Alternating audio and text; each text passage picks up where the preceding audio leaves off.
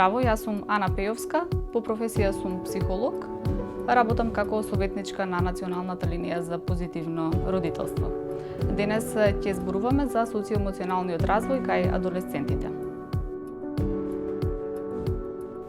Адолесцентниот период е еден од најбурните периоди во развојот на една единка, период на пронаоѓање на себе си, односно период кога почнува филозофското прашање кое не води до крајот на животот. Прашањето кој сум јас или уште така наречено потрага по идентитетот. Овие тинеџерски години треба да бидат процуд кој на повидок ќе ни даде една здрава единка која ќе може соодветно да одговори на личните и на општествените предизвици во текот на натамошниот живот. Исто така, за време на адолесценцијата се забележуваат промени и во начинот на кој индивидуата комуницира со својата околина.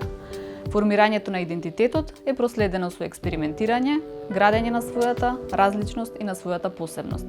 Таа посебност и различност тинеџерот може да ја прикажува на различни начини преку избор на музика, облека, книги, уверувања, пријатели, хоби и слично. Има низа фактори кои влијаат врз социоемоционалниот развој кај адолесцентите. Покрај училиштето, каде адолесцентите поминуваат еден дел од денот, тука е и заедницата во која што живеат, врсниците со кои што се дружат.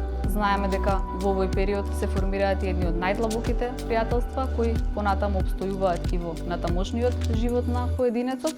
И како клучен фактор би го споменале семејството, односно како клучни чинители родителите.